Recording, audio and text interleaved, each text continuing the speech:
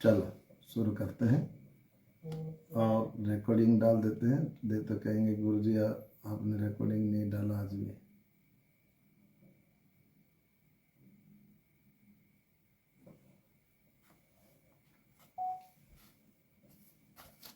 सप्तम भाव के बारे में विचार करेंगे अपन लोग। सप्तम भाव का कल हम पढ़ रहे थे, थोड़ा बहुत और रह गया था।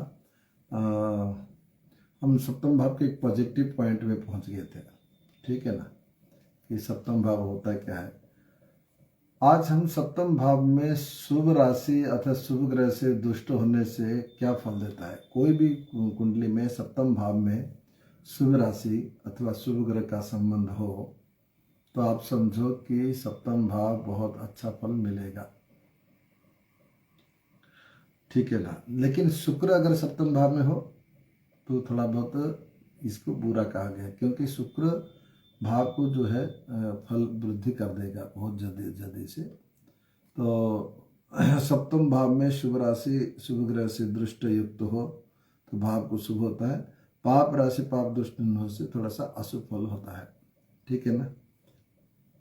तो पाप राशि मतलब जैसे ये पाप ग्रह बैठा हो, यानी कि जैसे कि मंगल बैठ गया और शनि बैठ गया, तो शनि बैठ गया तो बहुत सप्तम भाव लेट का सुख मिलेगा, और मंगल बैठ गया तो थोड़ा हिंसक हो जाएंगे, और राहु होगा तो एक विच्छेदात्मक योग बनेगा। इस प्रकार की उसको कहा गया है। और भाग्य स्थान में भाग्यवान स्त्री किसको प्राप्त होगा, मतलब भाग्यवान स्त्री किसको मिल सकता है, तो ये भी बहुत अच्छा है कि सबको भाग्यवान स्त्री सबको नहीं मिलता है। तो इसलिए भाग्यवान स्त्री किसको प्राप्त होगा, इसको विचार करने के लिए क्या देखना पड़ेगा हमको कुंडली में, किस चीज़ से हम विचार करेंगे भाग्यवान स्त्री के लिए, इसका भी समझो कि भाग्यवान स्त्री के लिए अगर सप्तम का कोई भी संबंध सूर्य से हो, सप्तम भाव का स्वामी का संबंध सूर्य से हो, ठीक है ना, तो भाग्यवान स्त्री मिलते हैं, अच्छे आचरण के मिलते हैं, विवाह के बाद जातक की उन्नति होती है। क्योंकि लेकिन यहाँ मैं एक बात बता देता हूँ, सप्तम भाव में सूर्य कभी कभी बहुत बुरा होता है। और भाग्यवान स्त्री का विचार कैसे करेंगे कि आपकी कुंडली में अगर भाग्यस के साथ, ठीक है ना, अगर भाग्यस के साथ सूर्य का कनेक्शन हो, ये सप्तमेश का कनेक्शन हो, तो आपको भी भाग्यवान स्त्री मिलेंगे। कि आपका और सप्तमेश और नवमेश का अगर किसी का राशि परिवर्तन योग हो तो भी भाग्यवान स्त्री प्राप्त होते हैं, ठीक है ना। मतलब ये एक लॉजिक की बात आप लेके चलो ना भाई। जिसको ज्वाइन करना होगा ना, थोड़ा समय के पहले ज्वाइन हो गया। मैं तो आज छुट्टी करने वाला था, ठीक है ना। सभी लोग थोड़ा समय पर आ जाओ। और उद्योगी और ईमानदारी मतलब जो कि कर्म करने वाले, मतलब उद्योगी मतलब कर्म तो घर के काम करने के साथ जो कुछ कमाई करने वाले, या ईमानदार लॉयल वाले स्त्री कैसे मिलेंगे या पति कैसे मिलेंगे, ये स्त्री पति के लिए भी दोनों के लिए लेके चलना है, ठीक है ना। तो वो आप कैसे विचारें, किसी को अच्छे पति मिलेंगे, अच्छे ना कमाई करने वाले पति को शादी करने से क्या मतलब, कोई मतलब नहीं होता है। अच्छा, कभी कभी पत्नी भी कमाई करने वाले ये तो ये भी किसी किस्मत वाले को मिलते हैं। आजकल तो सब लोग एक पैटर्न बना ले कि भाई बीवी भी शादी कुछ करती हो तो हम शादी करेंगे, नहीं तो नहीं, ठीक है ना। तो ये भी है। तो इसके अनुसार फिर हम कैसे विचार करेंगे, ये प्रेडिक्शन कहाँ से निकालेंगे, ये प्रेडिक्शन हम कैसे विचार करेंगे, इसके लिए हम समझेंगे। अब समझो,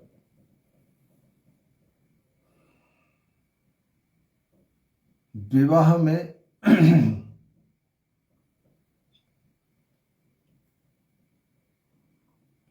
सप्तमेश, ठीक है ना, सप्तमेश यदि चतुर्थ भाव से संबंध हो, सप्तमेश यदि चतुर्थ भाव से संबंध हो, ऐसा क्यों कहा गया, कोई अब इसका एक कारण है।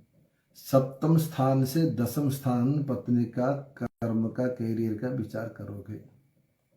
सप्तम से दसम स्थान, यानी कि सप्तम से दसम स्थान कौन हुआ, चतुर्थ भाव का स्वामी, ठीक है।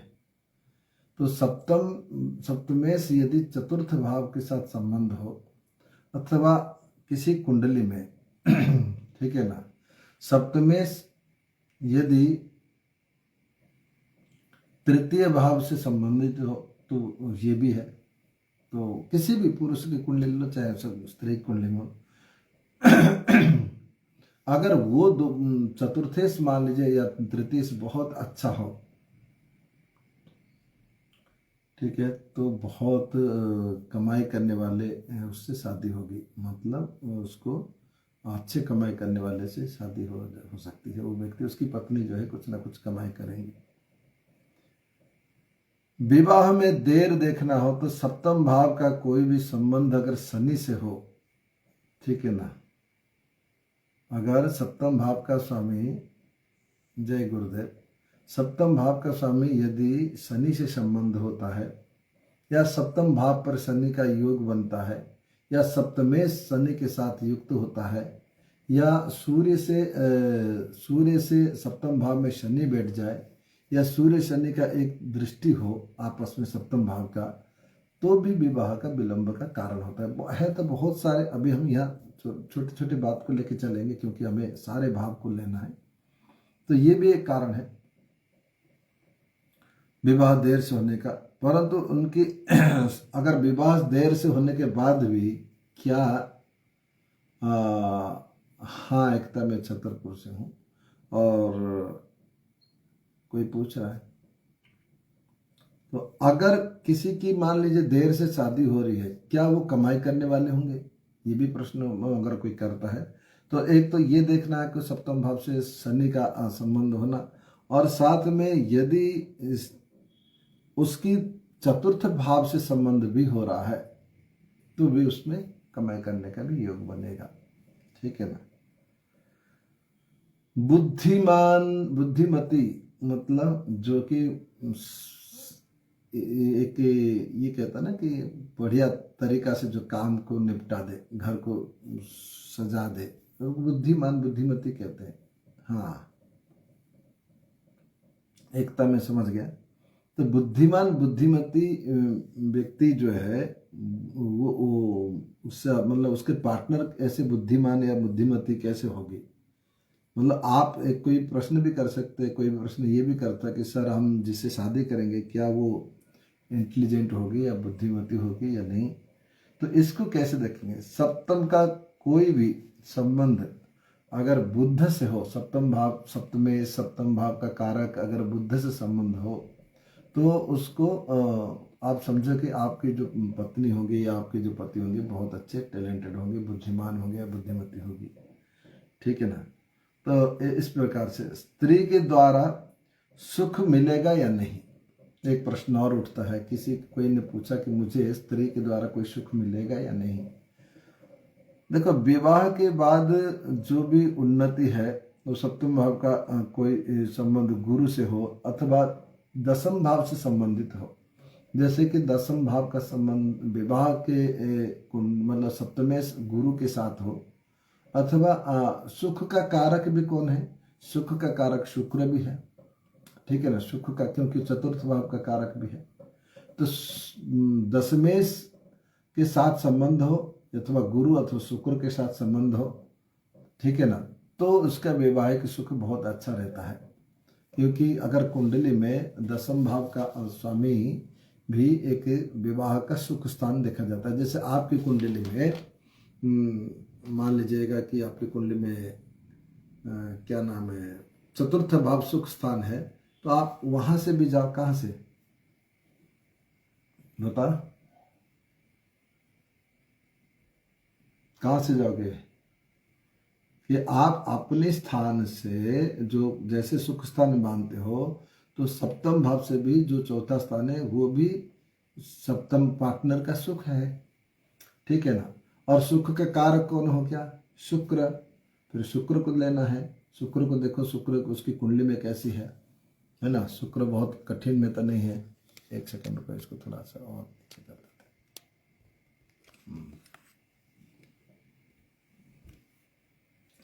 अगर शुक्र कहीं नीचे है या कहीं कुछ है तो मतलब शुक्र नीचा हो गया है या अस्त हो गया है, तो वे भी आप देख सकते हो। तो शुक्र को भी देखो, साथ में गुरु को भी देखो, गुरु भी थोड़ा बहुत जो है वैवाहिक सुख का भी योग बनाता है, वैवाहिक सुख किसी के लिए भी, ठीक है ना। तो गुरु और शुक्र और साथ में दशमेश, ठीक है ना, ये आपको देखना है सुख के लिए, ठीक है ना। विवाह का सुख मतलब स्त्री द्वारा सुख होगा कि नहीं, है ना। तो अगर इन सभी का योग मिलेगा ये, या इन सभी प्लैनेट अच्छे होंगे तो सुख मिलेगा। अगर यहाँ विवाह का कारक अगर सिंह राशि में हो, ठीक है ना, किसी की कुंडली में विवाह का कारक जो कौन है, जो विवाह का मतलब चतुर्थ भाव का जो कारक है, सुख का जो कारक है, वो अगर शुक्र अगर सिंह राशि में हो किसी की कुंडली में, तो भी उसको विवाह के बाद बहुत उन्नति होता है, भाग्योदय होता है और उसका भाग्य खुल जाता है, ठीक है ना। ऐसा ज्योतिष शास्त्र कहता है। स्त्री के कारण स्त्री के कारण सुख अथवा धन कैसे प्राप्त होगा, तो सप्तम का कोई भी संबंध शुक्र से हो तो स्त्री द्वारा सुख प्राप्त होगा। अगर सप्तम का कोई भी ग्रह गुरु से हो तो पति द्वारा धन प्राप्त होगा। अगर सप्तम का कोई भी मतलब सप्तमेश, सप्तम भाव का स्वामी जो होता है सप्तमेश हो गया, ठीक है ना। सप्तमेश यदि गुरु के साथ संबंध होगा तो उसके पति के द्वारा धन प्राप्त होगा, तो ये मतलब स्त्री के द्वारा धन प्राप्त होगा अगर शुक्र के साथ। इसके बाद भी यदि वो धन स्थान के साथ संबंध करता हो, ठीक है ना, आपकी कुंडली के द्वितीय भाव, ठीक है, और किसी की कुंडली में सप्तम भाव का भी धन स्थान होता है, जो उसका अष्टम स्थान उसकी पत्नी का धन स्थान, ठीक है ना, उसका जो धन स्थान से जो चौथा स्थान होगा आपका लाभ स्थान। भाई अष्टम स्थान से जो चौथा स्थान होगा आपका लाभ स्थान, तो वहां लाभ स्थान से ये देखने से क्या हो जाएगा, आपका स्त्री के द्वारा आपको धन का लाभ होगा या नहीं, मतलब स्त्री का धन मतलब स्त्री का जो कमाया हुआ धन आपको मिलेगा या नहीं, ये भी विचार कर सकते हो। कई लोग ऐसे भी होते हैं कि ऐसे बात करते हैं, देखिए हम शादी के बाद नौकरी करेंगे और हम अपने पैसा का हम अपने हिसाब से खर्चा करेंगे, और उसको कई लोग बात हाँ भी कर लेते हैं, हाँ चलो ठीक है करो कोई बात नहीं, हम मना नहीं है। फिर भी कभी कभी ये बात झगड़े में एक दिखने को मिल जाता है कि भाई आपको तो पैसा हमको देना पड़ेगा क्योंकि आप जो है हमारे पत्नी हो गए, तो फिर वहीं से लड़ाई झगड़ा शुरू हो जाती है। तो ऐसे परिस्थिति में आपको इन सभी ग्रहों के देख लेके चलना पड़ेगा।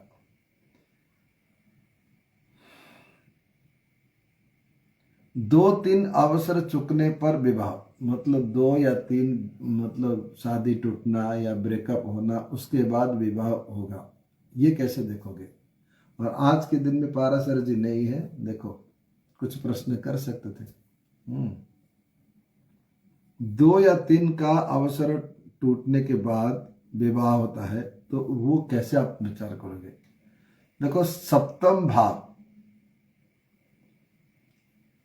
का कोई भी संबंध चंद्रमा से हो, ठीक है ना, सप्तमेश यदि चंद्रमा से संयुक्त हो तो ऐसे व्यक्ति का मन के कारण से निर्णय लेता है और कभी कभी मन के कारण से टूट जाता है।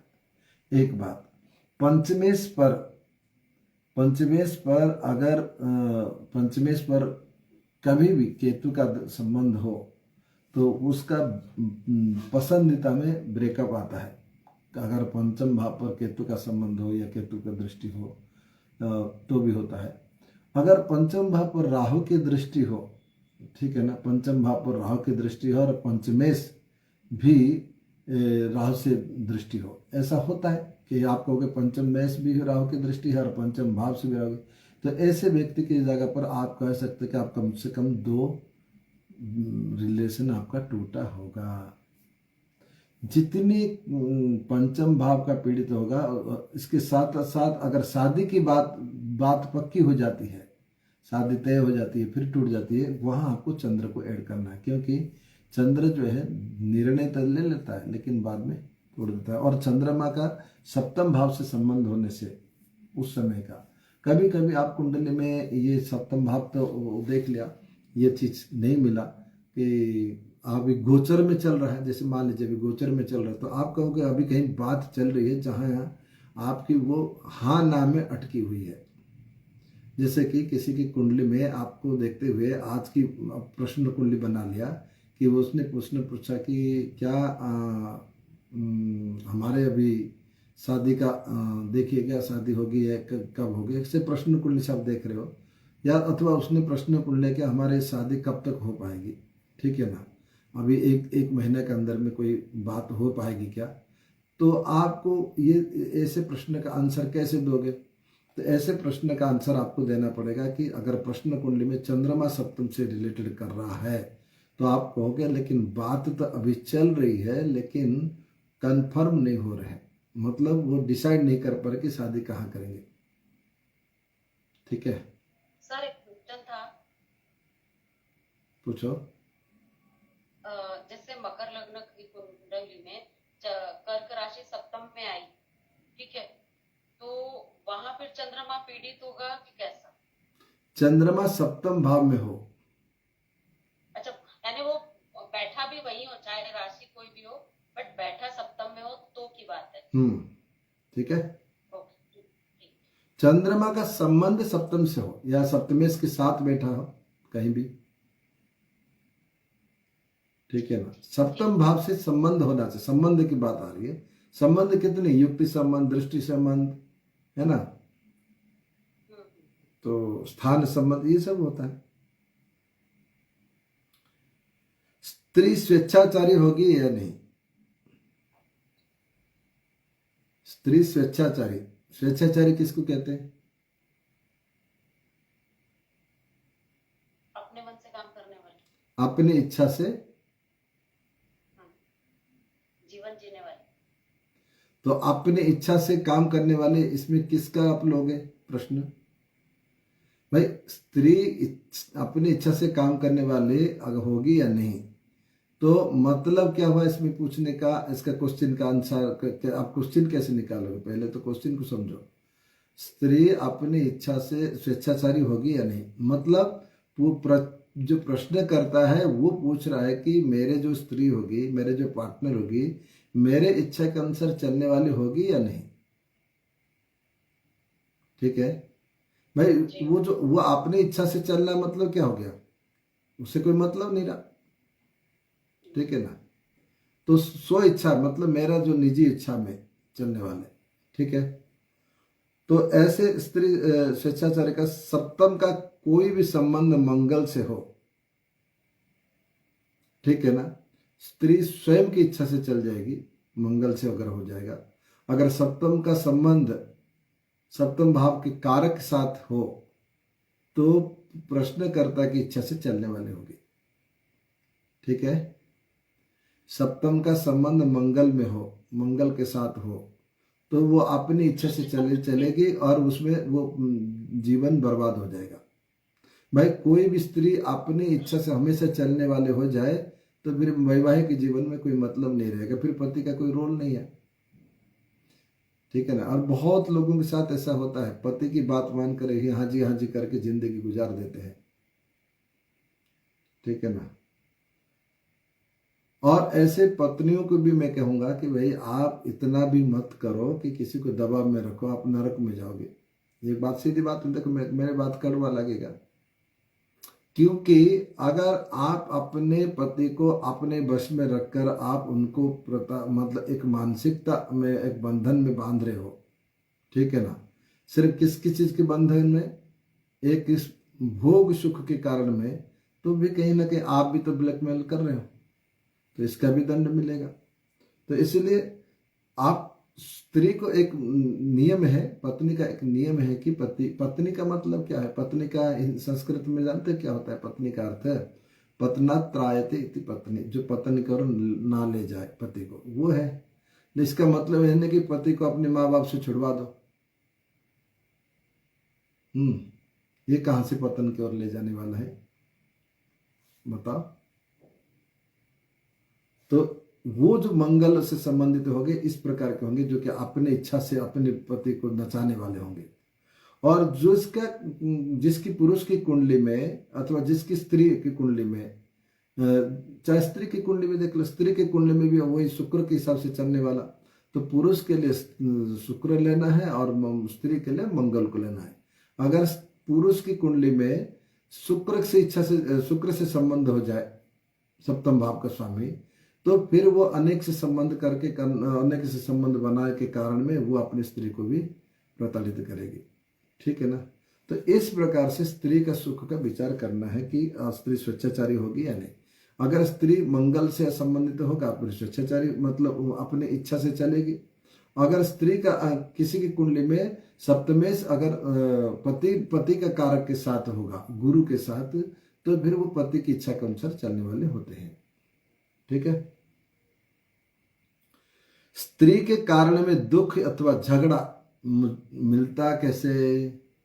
कोई भी कारण, इसमें हम स्त्री के शब्द नहीं रखेंगे, पार्टनर के कारण, दोनों की पार्टनर के बीच में दुख और झगड़ा जो होते हैं, इसका कैसे हम समझेंगे, क्या कारण है इसका, यह अब आप समझो। कैसे आप समझोगे बताओ भाई? किसी भी पार्टनर के बीच में कोई दुख, लड़ाई झगड़ा हो रही है, वो आप कहाँ से विचार करोगे, कैसे विचार करोगे? ये ज्योतिष पूछ रहा है। तो आप समझो, सप्तम या सप्तमेश का कोई भी संबंध झगड़ा, हिंसा पैदा करने वाला प्लैनेट जानते हैं कौन है? मंगल। इसीलिए मांगलिक के शब्द का क्यों कहते हैं मांगलिक शब्द का जो क्यों कहते हैं कि सप्तम भाव से मंगल का संबंध हो तो स्त्री अथवा झगड़ा, पार्टनर से झगड़ा होते हैं जो जिसके कारण में दुख का कारण हो जाता है, ये इसलिए इसको मांगलिक शब्द का कहते हैं। तो शब्द देखो मांगलिक बोलते हैं, लेकिन घटना कितनी होती है, बुरी होती है। अमांगलिक होना चाहिए इसका नाम से, अमांगलिक मतलब मंगल नहीं है, मंगलकारी नहीं है। ठीक है ना। तो स्त्री का जो सप्तमेश का संबंध, अगर सप्तम भाव का संबंध मंगल के साथ हो किसी पार्टनर की कुंडली में, तो अधिकतर स्त्री से झगड़ा होता है। कभी कभी स्त्री के द्वारा बड़ा दुख भी मिलता है पार्टनर, हम अपन लोग इसमें पार्टनर लेके चलते हैं सप्तम भाव को। तो सप्तमेश अथवा सप्तम भाव मंगल से पीड़ित होगा तो अपनी पार्टनर से व्यक्ति का झगड़े होंगे। झगड़े होने के कारण में कभी कभी ऐसा भी हो सकता है, आप आजकल देखते होंगे कि एक दूसरे को लव रिलेशन, कौन सी रिलेशन कहते हैं? Love relation. हाँ, पता नहीं कितने कितने सारे रिलेशन निकल आया है। लिविंग रिलेशन, और कौन सा रिलेशन होता है अंग्रेजी में? लिविंग हो गया, लव, और पता नहीं हमको तो रिलेशन मतलब जो संबंध बनाते हैं।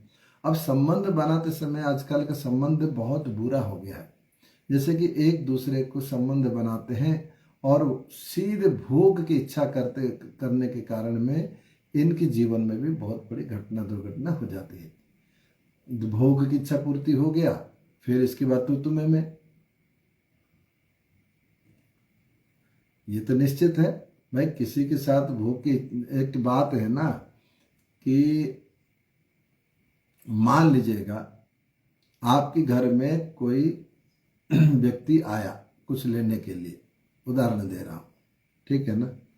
वो 1000 रुपया मांगा, ठीक है ना, और 1000 रुपया मांगा तो वो 1000 रुपया लेने के लिए आके बैठा। जब तक आप 1000 रुपया नहीं दोगे तब तक तो बैठा रहेगा।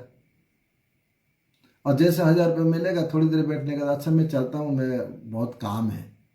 भाई उससे पहले काम क्यों नहीं था? ठीक जीवन में भी इसी प्रकार के भोग की इच्छा करने वाले जो प्रेम संबंधी है, भोग की इच्छा पूर्ति होने के बाद भी एक दूसरे को त्याग देते हैं। तो इसलिए हमारे सनातन धर्म में ये वर्जित कहा गया है कि भाई आप किसी के साथ अगर जुड़ते हो प्रेमा संबंध में तो जुड़ो, मना नहीं, लेकिन इसमें भोग की इच्छा को पूर्ति करने वाले जो विषय भोग का है उसको बीच में मत लाओ जब तक आपका विवाह नहीं होता है। तो कभी कभी कई लोगों की मैंने देखा है लाइफ में कि इसका भी एक कारण है, ठीक है ना। और आजकल के युग में ऐसा कहते कि नहीं, हम लोग पहले टेस्टिंग करेंगे, वो जो क्या है उसी का है लिविंग रिलेशन। भाई आग और पेट्रोल एक साथ रहेंगे और आग जलेंगे नहीं, ये शायद ऐसा कोई ब्रह्मचर्य व्यक्ति इस कलयुग में पैदा हो जाए। होते भी हैं, लेकिन इसके साथ में रहकर नहीं हो सकते। नहीं, मन एक ऐसा है कि कब विकार उत्पन्न कर लेगा, कब आपको मन कहाँ घुसा के ले जाएगा, कोई ठिकाना नहीं है। आप जानते हो, हमारा सनातन धर्म में एक शब्द कहा गया है, आप सुनोगे तो आश्चर्य हो जाओगे। शास्त्र यहां तक आज्ञा देती है, अगर आपकी बेटी या आपकी कोई बहन यौवन अवस्था में है, अगर आप भी एक युवा अवस्था में हो, तो भी एकांत में वास नहीं करना चाहिए दोनों को, क्योंकि ये माया बड़े प्रबल है, कहाँ कब कैसा कर लेगा, इतना तक कहा गया है। और जहां तक आजकल लिविंग रिलेशन में रहेंगे और वो शुद्ध हो जाएंगे, तो ये तो असंभव है। तो मंगल इसका सबसे बड़ा रोल है। ये मंगल क्या करता है कि उत्तेजना पैदा करता है, जिसके कारण में झगड़ा शुरू हो जाता है। ठीक है, इसलिए मंगल का विचार सप्तम भाव से जो किया जाता है, यही कारण है, मूल कारण यही है। विलंब में विवाह हमने बोला था क्यों होगा, जब किसी की कुंडली में शनि का संबंध सप्तमेश से हो। अगर किसी स्त्री की कुंडली में गुरु का संबंध, अगर गुरु का संबंध शनि से हो, अथवा सप्तमेश से शनि के साथ संबंध हो, अगर सूर्य शनि आमने सामने हो, तो थोड़ा विवाह विलंब हो जाता है। अच्छा, एक से अधिक विवाह होना, ये कैसे विचार करोगे? एक शादी हो गई, टूट गई, फिर दूसरी शादी हो रही है, फिर टूट गई, फिर तीसरी हो रही है। मैं ऑनलाइन में काम करता हूँ, मुझे देखने को मिला है, एक कोई महिला ने मुझसे पूछा है कि मेरे 6 शादी टूट गई, ये 7वां शादी हो पाएगी या नहीं? उसकी एज कितनी होगी गुरुजी? कोई ज़्यादा एज नहीं थी, वो मेरे ख्याल से अभी 45 की थी ऐसे। चतुर्थ भाव से देखते हैं, तृतीय भाव से नहीं, चतुर्थ भाव से देखते तो इसका कैसे देखेंगे? एक से अधिक विवाह, ठीक है ना। सेकंड हाउस सबसे बड़ा रूल है इसमें। सप्तम भाव, द्वितीय भाव और नवम भाव का स्वामियों में से किसी का और शुक्र का कोई संबंध हो और पाप ग्रह की जितनी सारे दृष्टि देते हैं, उतने अधिक अधिक शादी होगी। द्वितीय भाव क्यों कहा गया? द्वितीय न परिवार का भाव। हाँ, तो आपको ऐसे मान के चलो कि मेन है। और एक बात है, अगर मान लीजिए एक शादी हो गई किसी की, दूसरी शादी आप विचार कर रहे हो, फिर वो कहाँ से विचार करोगे, फिर तीसरी कहाँ से विचार करोगे, फिर चौथी कहाँ से करोगे। लेकिन एक बात मैं बता देता हूँ, हमारे ज्योतिष की धर्मशास्त्र, जो ज्योतिष की संहिता है, जितने भी संहिता मैंने पढ़ी आज तक, और जहाँ तक मैंने पढ़ा है, ऐसा नहीं है, तो इन सभी संहिता में किसी भी स्त्री के लिए द्वितीय विवाह, तीसरी विवाह, मतलब 2 पति, 3 पति, 4 पति योग, ऐसा मेरे को अभी तक देखने को नहीं मिला। ठीक है ना। अगर मिला तो द्विभार्या योग, त्रिभार्या योग, 4 चतुर्भार्या योग, बहुभार्या योग। क्योंकि आप पुराने जमाने में भी देखो, तो पुराने जमाने में भी राजा लोग 3-3, 4-4 शादी करते थे। अब आप कहोगे द्रौपदी के तो 5 पति थे। ठीक है ना। तो द्रौपदी की एक 5 पति का था, ये एक अभिशाप। अच्छा, द्रौपदी अग्नि कुंड से जन्म ले ले, तुम लोग थोड़ा अग्नि छू के देख लो, अपने नाक में अग्नि लगा के। हाँ, फिर द्रौपदी साथ आप कंपेरिजन कर रहे हो, तो वो तो अग्नि कुंड से जन्म लिए। तो भाई, जो चीज अग्नि कुंड से उत्पन्न होता है वो तो विशुद्ध है। अगर नहीं उसके साथ कंपेयर कर रहे हो, तो अपने चेहरा में थोड़ा सा आग लगा के देख लो, फिर शादी की लायक ही नहीं बनोगे, पति तो मिलेगा ही नहीं। क्या कह रहे हो? वो तो देवी स्वरूप ही थे ना, वो तो तो कई लोग आजकल कहते हैं ना, अरे भगवान श्री कृष्ण की 108 पत्नी थी। हाँ, तो भगवान श्री कृष्ण अपनी छोटी उंगली में पहाड़ उठा लिए थे, तुम छोटी उंगली में 5 किलो की एक वजन उठा के देख लो। ठीक है ना। तुलना करने में तो माहिर है, लेकिन बस एक चीज कुछ पकड़ लेते हैं। और मैं कल देख रहा था एक एक न्यूज में एक कोई आता है, उसका नाम पता नहीं कौन सी पार्टी की है, आधा मूछ ऐसा दाढ़ी ऐसे रखा है, बड़ा दिखने में तो स्मार्ट है, सुंदर है, लेकिन उसकी सारे विचारधारा सनातन विरोधी है। मैं सुन रहा था, वो किसी का एक कर रहे थे, उन्होंने कहा कि उन्होंने एक शब्द कहा कि भगवान श्री कृष्ण की गीता में इंटरकास्ट मैरिज नहीं है और गीता बकवास है ना, हम गीता को नहीं मानते, ऐसा उन्होंने कहा है। हमने भैया इंटरकास्ट के लिए कहाँ लिखा है, कर वो वर्ण संकर हो जाएगा। भाई उन्होंने कहा है, मैरिज वर्जित कहा गया क्या, उन्होंने मना शादी ना करो। भाई तुम शादी करोगे तो तुम्हारा वर्ण संकर होंगे, उन्होंने ज्ञान दे दिया, तुम्हें करना नहीं करना तुम्हारा मत है, लेकिन तुम कहोगे नहीं गीता बकवास है। भाई इतना बड़ा सनातन, और वो क्या कह रहे थे कि का संविधान में गीता के बारे में बता रहे थे, तो हमारे जो महात्मा जी वो बहुत बढ़िया जवाब दिए। भाई संविधान को अगर कोई व्यक्ति संविधान का शपथ लेता है तो वो भी गीता की कसम खाता है, आप देख लो। संविधान से संबंधित कोई भी, जैसे कोर्ट में भी, भाई कोर्ट में तो रखो ना संविधान की मैं कसम खाता हूं, फिर गीता की कसम, कुरान की बाइबल को क्यों कसम खलवाते हो, है ना। कुछ लोगों की ऐसी मानसिकता होती है जो अनेक अनेक विचारधारा में रहते हैं, है ना। और नाम मैं देख रहा था, उनका नाम ना विवेक है, ना श्री है, ना वास्तव में है, ठीक है ना। भाई बहुत पढ़े लिखे व्यक्ति जो है ना, उल्टे सीधे बातें करने में बहुत माहिर होते हैं। ऐसे तो हमारे चार बाग थे, उन्होंने तो साबित कर दिया तो भगवान है नहीं, ऐसा ब्रेन वॉश करके। और चार बाग भी एक भगवान के ही अवतार है, ये मैं बता देता हूं। ये भी क्योंकि भाई वो भी तो कोई पुरुष के अवतार में ही आए, लेकिन किसके लिए आए थे, वो त्रिपुरेश्वर, जो तीनपुर के जो क्या है त्रिपुरारी, एक राक्षस थे ना, उनको मारने के लिए। वो बड़े शिव जी के भक्त थे, उनको कैसे शिव जी की भक्ति से कुछ वियोग किया जाए तभी तो भाई शिव जी मार पाएंगे, ठीक है ना। सनातन विरोधी बहुत हो रहा है, हमें ऐसा नहीं होना चाहिए, ठीक है। और क्या बात है कि हाँ, बात कहाँ पहुंच गए थे, विवाह का, तो इसलिए द्रौपदी की बात आ गई, ये सब हो गया, कोई बात नहीं। अब हम करें कि स्त्री के आचरण में, अगर कोई स्त्री का आचरण अथवा पार्टनर का आचरण में हीनता, ये कैसे विचार करेंगे, ठीक है ना। सप्तमेश अथवा सप्तम भाव का कारक जितने पाप ग्रह से दृष्टि होते हैं उनके आचरण वैसे होते हैं, जितने शुभ ग्रह से दृष्टि होंगे उतने आचरण अच्छे होंगे, ठीक है। स्त्री कामी या एक से अधिक से प्रेम, पार्टनर अधिक कामी या अधिक से प्रेम, पार्टनर अधिक कामी अथवा अधिक से प्रेम अगर करता हो तो ये कहां से विचार करोगे।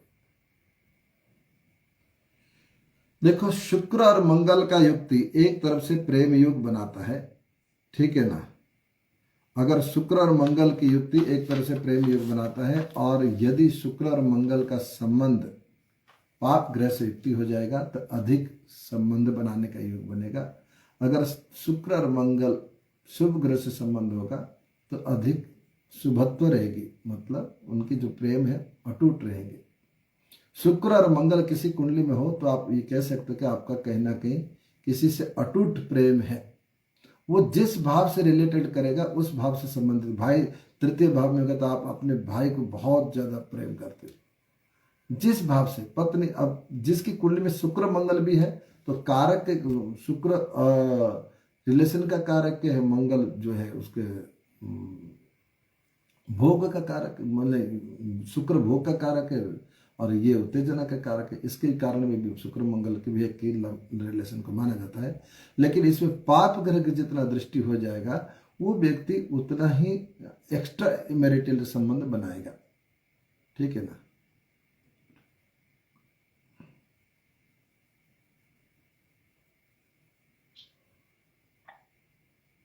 गुरुजी यहाँ एक क्वेश्चन था मेरा। जैसे पहला विवाह हम सप्तम से देखेंगे और दूसरा विवाह क्या फर्स्ट हाउस से देखेंगे? हाँ, देखना चाहिए लग्न से, सप्तम से सप्तम। और तीसरा विवाह देखना है तो फिर आ जाओ वो सप्तम। भी फिर सप्तम, फिर सप्तम। लेकिन इन सभी तीसरा चौथा पांचवा विभाग का देखना है तो आप द्वितीय और नवम भाव को भी ले लेना। ठीक है ना। जी। हाँ, स्त्री गर्भ युक्त। हाँ जी, हाँ जी, आनंद रहे। एक दो चीज पूछना था। राहु मंगल भी साथ में रहने से कामुक ज्यादा होता है क्या? राहु मंगल व्यक्ति अधिक काम तो नहीं, उसमें अंगारक युग तो बनता है आपका, आप तो इसमें देखा होगा। लेकिन राहु मंगल का अगर सप्तम भाव में होगा तो अधिक कामुकता होगा। लेकिन राहु मंगल के साथ रहने से क्या क्या कहा गया ना, मंगल का दृष्टि राहु पर होने से राहु दब जाएगा। और राहु का मंगल संबंध अगर डिग्री वाइज हो जाए तो मंगल में और पापी हो जाता है। इसलिए ये नशा जितने करने वाले होते हैं ना, ज्यादा नशा करने वाले, तो ये राहु मंगल से देखो। अच्छा, और शुक्र बुध की युति भी इस तरह का बढ़ावा देता है? शुक्र बुध का युक्ति देखिए दोनों, एक तो शुक्र का है रिलेशन प्लैनेट, बुध हो गया नपुंसन प्लैनेट। ठीक है ना। जी। तो शुक्र बुद्धि का जो युक्ति है थोड़ा सा, ये जो हम लोग का आजकल देखते हैं ना समलिंग, वो उसको देखना। ठीक है ना। शुक्र बुध से समलिंगिकता देखी जाती है। हाँ, समलिंगता देखी जाती है, या तो उस प्रकार की संभोग क्रिया को भी देखी जाती है। गुरुजी, कहीं मैंने पढ़ा था कि शनि की दृष्टि अगर शुक्र पे हो तो इसमें भी कुछ इस तरह की चीजें हो जाती हैं। देखो, जितना शुक्र पाप से पीड़ित होगा व्यक्ति का कर्म ऐसा बिगड़ता जाएगा। अच्छा। ठीक है ना। देखो, एक बात है आजकल की, एक मैं कहीं सुन रहा था, किसी नेता ने ही कहा था, लेकिन नेता का नाम याद नहीं आ रहा है, मैं तो बोल सकता नहीं, तो मेरे को उन्होंने कहा था, लेकिन उन्होंने ये कहा था कि यौन शिक्षा देना चाहिए आजकल। ठीक है ना। संसद में बोला था यौन शिक्षा देना चाहिए, लेकिन उसने ये नहीं बोला कि गीता का ज्ञान देना चाहिए। तो भाई यौन शिक्षा का जो क्या करना मतलब, भाई जितना पाप करके पीड़ित होगा व्यक्ति, उतना उतना वो यौन शिक्षा के संबंधित ज्ञान हो ही जाएगा उसको। ठीक है ना। तो ये जो चीज देखते हैं शुक्र मंगल का संबंध होगा तो थोड़ा बहुत ये भी होता है। ये मैंने कहीं कुंडली से देखा और व्यक्तिगत पूछा, उन्होंने माना, क्योंकि ये बात हर कोई व्यक्ति हर जगह पर स्वीकार नहीं करता। ठीक है ना। भाई ज्योतिष के सामने कुछ छुपा नहीं सकता ना, अगर छुपाता है तो उसकी मर्जी, वो बात है। लेकिन हम कहीं जगह पर देखने को मिलता है कि भैया ये आपकी कुंडली में है, तो क्या ऐसा आपकी इच्छा प्रकट होती है? Hi, your next online time is in 10 minutes. Please come online.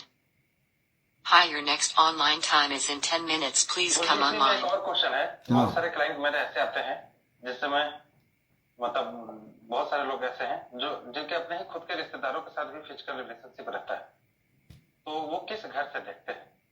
क्या किसी लड़की का या लड़के का अपने ही परिवार के सदस्यों के साथ भी संबंध रहता है इस तरह का, तो उसके लिए कौन कौन से ग्रह जिम्मेदार होते हैं? नहीं, देखो उसमें तो वही तो मैं कह रहा हूँ ना, मैं क्या कह रहा हूँ कि अगर किसी भी व्यक्ति का पारिवारिक संबंध आता है, ठीक है ना, तो उसके अंदर में आप बुद्ध की ही लेना है, नपुंसकता उसको कहते हैं। अच्छा। हाँ, देखो इसमें आया है स्त्री नपुंसक अथवा पुरुष नपुंसक कैसे पहचानोगे, और नपुंसकता से संबंध कैसे विचार करोगे, ये भी प्रश्न आया है कि सप्तम में नपुंसक ग्रह का संबंध हो तो व्यक्ति नपुंसकता की ओर जाता है। अगर भोग का कारक नपुंसक के साथ संबंध होगा तो नपुंसक के साथ भोग करता है। अगर भोग का कारक, ठीक है ना, जिस भाव से रिलेटेड करेगा उस भाव से व्यक्ति से साथ संबंध करता है। लो ये तो आ गया आपका प्रश्न। तो बुध के साथ जैसे शुक्र को भी कि देख सकते हैं, मान के चलो एक उदाहरण दे रहा हूं एक कुंडली में बता रहा हूं आपको।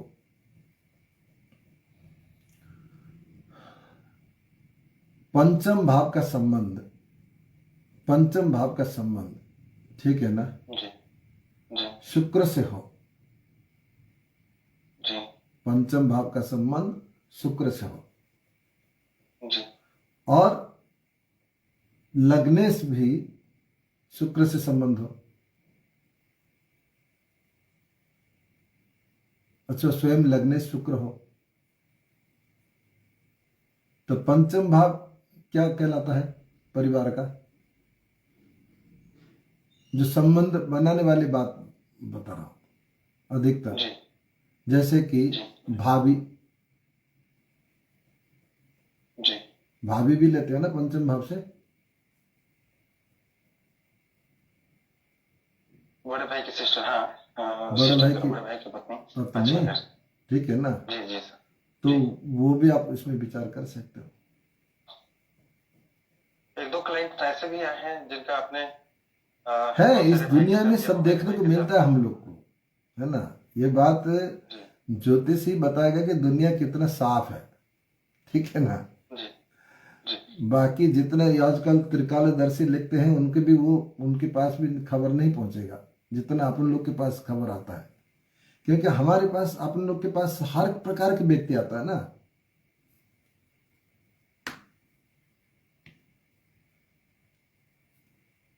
ये भाव, आप भाव से भोग का संबंध करके लग्न का साथ मंगल का कनेक्टिविटी करना, मंगल का संबंध होने से पाराशर जी याद रखना तो अनैतिक संबंध बनाता है, ठीक है ना।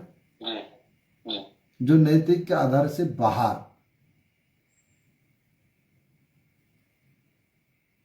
ठीक है। अच्छा, स्त्री घमंडी होगी मतलब आपका पार्टनर घमंडा होगा, घमंडी वाला होगा या नहीं होगा, ये कैसे विचार करोगे? सूर्य से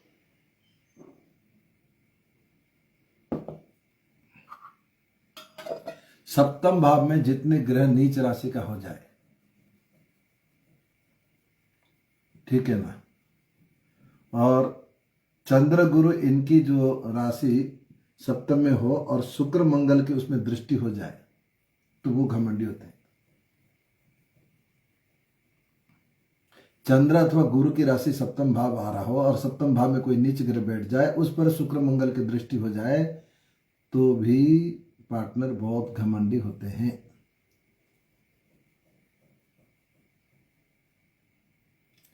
किसी भी पार्टनर का विचार करने के पहले हमको ये रखना चाहिए कि जन्म में जिस प्रकार पुरुष का फल कहा गया है वो फल स्त्रियों का भी लागू होगा। जैसे हमने अभी तक जितने फल बताए ना स्त्री का, तो उसमें पुरुष को भी लागू करना है।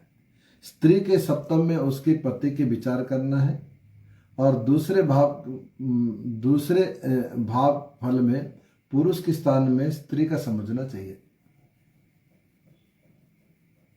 जैसे कि अगर एक कुंडली में सप्तम में स्त्री का देख रहे पुरुष के लिए, तो आप उसी किसी स्त्री की कुंडली में सप्तम में पुरुष के लिए देखना है। मतलब उसमें शुक्र को, मान लीजिए किसी भी स्त्री की कुंडली आप विचार कर रहे हो, ठीक है ना, तो उसकी जो सप्तमेश होगा वो पति का कारक कहलाएगा, तो यहाँ गुरु का विचार करना। और किसी के पुरुष का विचार कर रहे हो तो यहाँ सप्तमेश का जो कारक हो जाएगा शुक्र हो जाएगा, वो पत्नी शुक्र से विचार करना है। ये आ गया।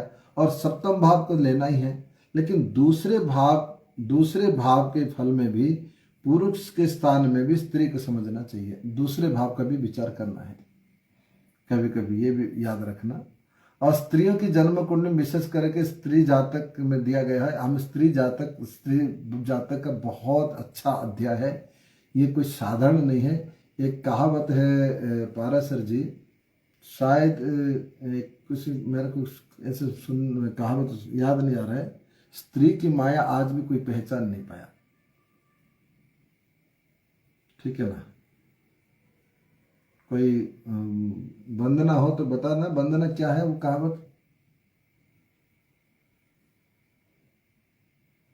प्रिया चरित्रम दैयो न जानम। स्त्रिया चरितम दैव न जानम कुतो जानम, जैसे कुछ है ना। मतलब स्त्री के चरित्र जो है देवता नहीं समझ पाए तो आपकी क्या औकात है।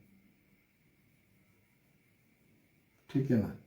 तो इसलिए स्त्री जातक के लिए हमारा ज्योतिष में भी अलग पूरा एक ग्रंथ है, स्त्री जातकम।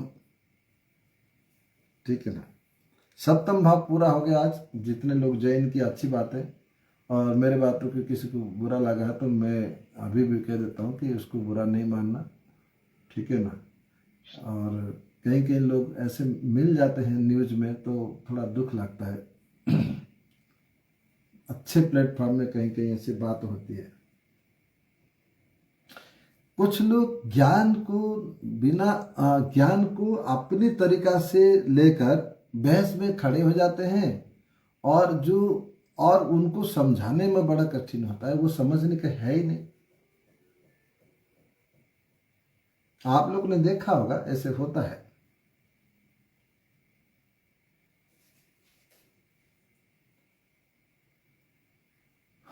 कोई बात नहीं, सनातन को मिटाने वाले कोई है नहीं। आज हमारे धीरेन्द्र कृष्ण शास्त्री जी, पारासर जी, वंदना सुन रही हो?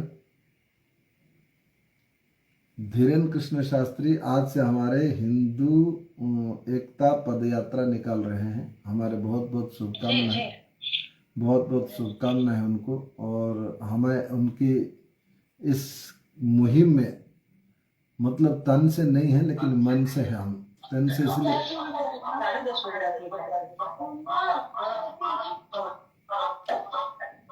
किसका आवाज आ जी रहा वो है? श्लोक, जी वो श्लोक है, तिर्या चरित्रम पुरुषस्य भाग्यम हाँ दैवो न जानाति कुतो मनुष्य। हाँ, स्त्रिया चरितम पुरुषस्य भाग्यम दैवो न जानाति दैवो न जाना कुतो मनुष्य। कुतो मनुष्य। मतलब मनुष्य का भाग्य व्यक्ति नहीं जान सकता। पुरुष का भाग्य स्त्री की चरित्र देव भी समझ नहीं पाए तो मनुष्य कहाँ समझ पाएगा। ठीक है ना। मनुष्य कहाँ से समझेंगे।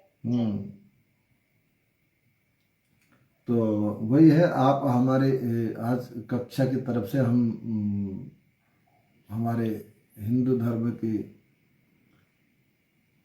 अलग ज्योत जगाने वाले, ठीक है ना, बागेश्वर धीरेन्द्र श्री शास्त्री जी, धीरेन्द्र कृष्ण जी की आज यात्रा शुरू हो रही है। आप सभी लोग योगदान दे, जुड़े, और नहीं है तो मन में संकल्प करें कि मैं कि हिंदू हूँ और मेरा कुछ दायित्व है।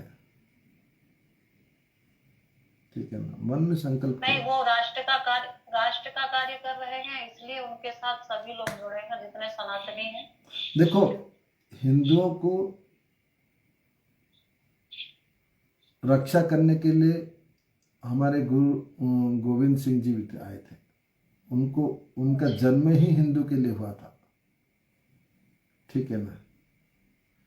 तो हम तो गुरु गोविंद सिंह जी की बहुत मानते भी हैं। उनको ये कहेंगे कि बस आप ना होते तो शायद इतना हिंदू भी, और जितने भी आज देख रहे हो जो हिंदू बचे हैं, मैं कहूँगा ना कि कौन बन गई वो मैं नहीं करना है मुझे। जितने भी आप हिंदू आज देख रहे हो, ये हिंदू उस मुगल समाज की, उनकी जो वंशज है, वो अपने धर्म की रक्षा करने के लिए वो यहाँ तक लेके आए हैं, आपको जन्म दिया है और आप हिंदू कहने के लायक बने। नहीं तो वो भी उनके आतंक से बदल जाते, लेकिन नहीं बदले। तो इतना वो तपस्वी थे, उतना वो कट्टर थे अपने धर्म के प्रति। जब हम लोग जन्म लिए तो हमारा भी तो कुछ कर्तव्य है। 4 पुत्रों को बलिदान कर दिए। हाँ, साधारण बात नहीं। 4 पुत्र को मतलब बलिदान करने के बाद भी अगर हम गुरु गोविंद सिंह को भूल जाए तो ये तो हमारे हिंदू धर्म में भी एक बेईमानी कहलाता है ना। तो ऐसे ही आज हमारे धीरेन्द्र कृष्ण शास्त्री भी इस मार्ग में चल रहे हैं, और ये मार्ग कठिन नहीं है, लेकिन अगर साथ दिया तो। नहीं तो रावण की इतना त्रिपुर विजय था, विभीषण अगर थोड़ा सा विरोध ना करता तो रावण को कौन मार पाता है।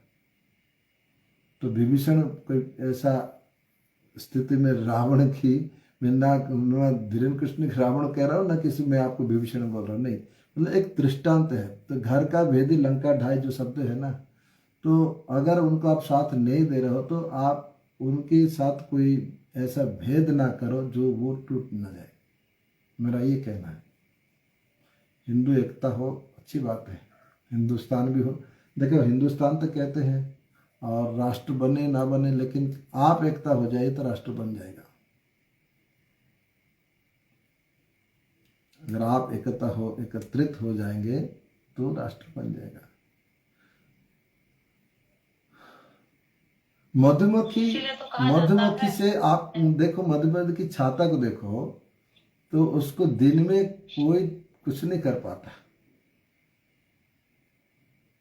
ठीक है ना। उनको तोड़ने के लिए रात्रि का प्रयोग करते हैं।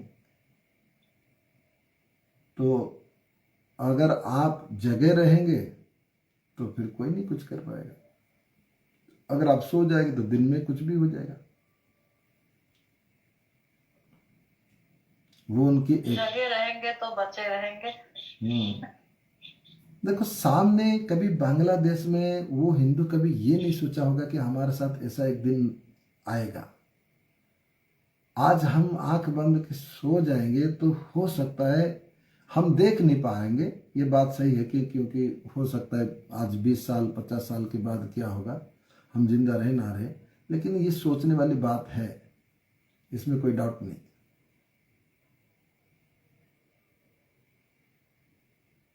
हम सोच रहे कि अरे यार तो हम तो मर के चले जाएंगे, लेकिन जिसके लिए सब छोड़ के जा रहे हो वो, अच्छा ये कोई लोग बोलते हैं यार जब मर के गए तो छोड़ गए, कोई खाए ना खाए हमें क्या मतलब है।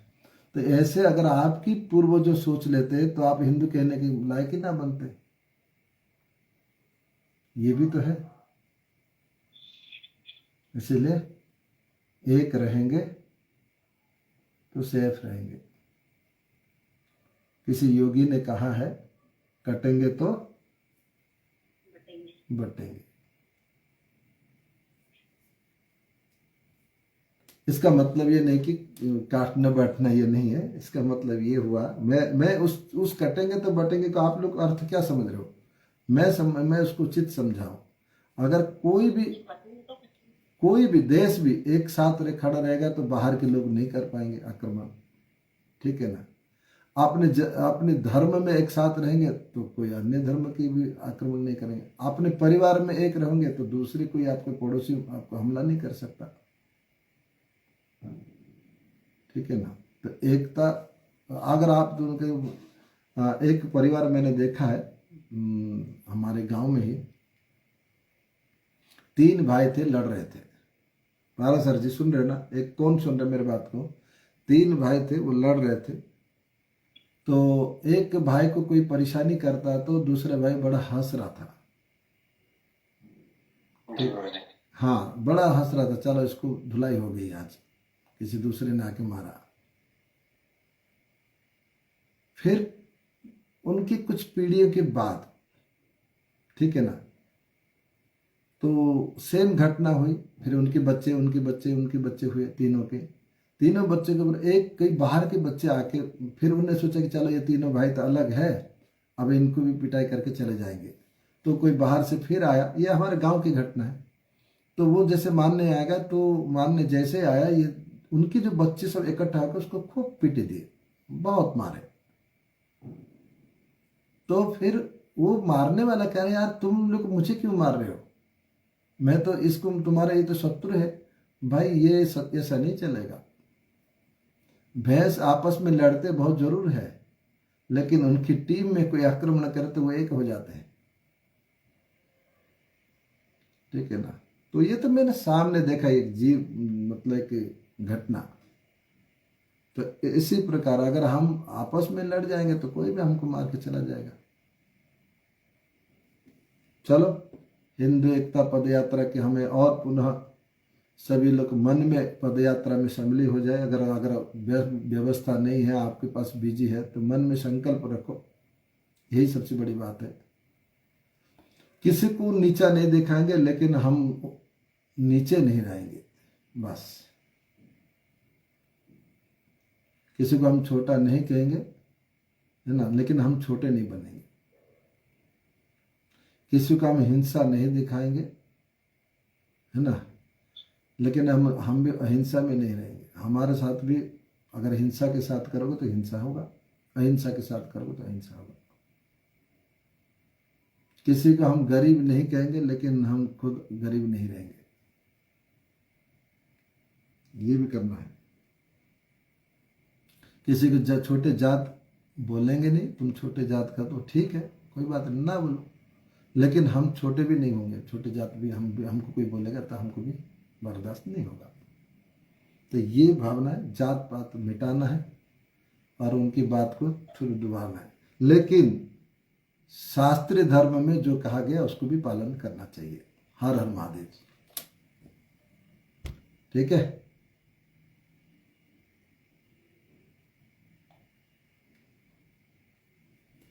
और कुछ किसी को पूछना तो नहीं है? गुरुजी, अगर लोकेशन जानना हो, पार्टनर कौन से प्लेस का है, किधर शादी होगी, साथ में रहेंगे नहीं रहेंगे? हाँ, ये जब हमारा जो विवाह प्रकरण का सब आएगा ना, इसमें डिटेल होगी। जो मांगलिक की देखा ना, शादी किस दिशा में होगी, कैसे होगी, गुरु कहाँ बैठा है, शुक्र कहाँ बैठा है, सप्तमेश कहाँ बैठा है, किस दिशा में, ये तो आपको पहले से बता दिया था। भाई सप्तमेश को देख लो या सप्तम भाव का कारक को देख लो, और दिशा तो पहले से आपको निर्धारित कर दिया गया, कौन दिशा किसका स्वामी है। फिर भी एक बार इसका कोर्स आएगा भी, है ना, विवाह प्रकरण का। हम अष्टम भाव कल विचार करेंगे। ठीक है, हर हर महादेव। केतु और मंगल की युति का क्या प्रभाव हो सकता है? केतु और मंगल की युति का, देखो, ये दो ग्रह की युति अगर आप इसके पूछ रहे हो, केतु और मंगल, ठीक है ना। अब देखना, मंगल क्रूर ग्रह हो गया, ठीक है ना, यानी कि पाप ग्रह हो गया। तो केतु का संबंध कैसा रहा, जिसके साथ बैठेगा उसका स्वभाव ले लेगा। तो इस कुंडली में, जिस कुंडली में आप विचार कर रहे हो, वो मंगल कैसा है वो आपको देख लो। अगर उसका फल ही हम बताएंगे तो फिर तो आपको फल याद नहीं रहेगा, आप लॉजिक याद रख लो ना। केतु का स्वयं का कोई फल नहीं है। अच्छा, केतु एक सेपरेट प्लैनेट है, मंगल भी एक सेपरेट प्लैनेट है। जहां युक्ति होगा उस चीज का उससे चीज से कोई प्रॉब्लम आएगी, अच्छा तो नहीं माना गया। क्योंकि मंगल अगर शुभ ग्रह होता तो केतु का संबंध होने से तो शुभ हो जाता, मंगल तो यहां शुभ ग्रह है नहीं। अगर त्रिकोण का स्वामी मंगल हो रहा है तो वहां केतु का युक्ति हो रहा है, तो यहां आप कहोगे भाई आपके केतु का भी पावर मिल गया उसको। ठीक है ना, जी गुरु। ये तो इजी है यार पारासर जी, क्या बात है।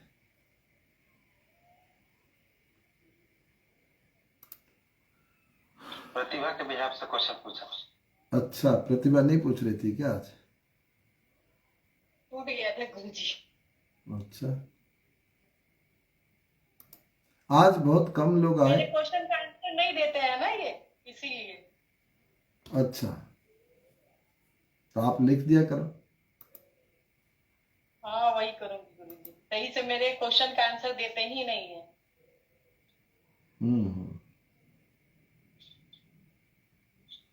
तो आप क्वेश्चन मत किया करिए, आंसर दिया करिए।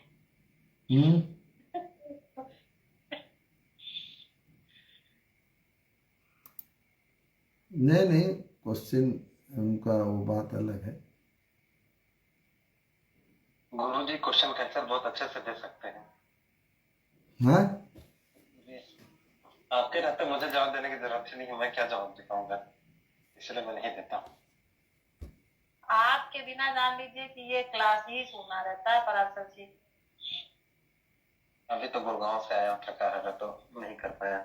आज बैठोगे क्या अभी? क्योंकि गुरुजी हमेशा आपको ही याद करते हैं। पारस सर जी आज बैठोगे क्या? पता नहीं गुरुजी, अभी तो आया हूँ। आज काम ही नहीं किया क्या? आधा घंटा बैठूं। कैसे गुरुजी? आज बिल्कुल काम नहीं किया था? नहीं नहीं, 4 मिनट का खाली बिजी आवर है आज का। तो आपका कैसे ऐसे एडजस्ट कैसे करते इतना, अगर बिजी हो बंद कर देते तो सैटरडे संडे को ज्यादा कर लेता हूँ। अच्छा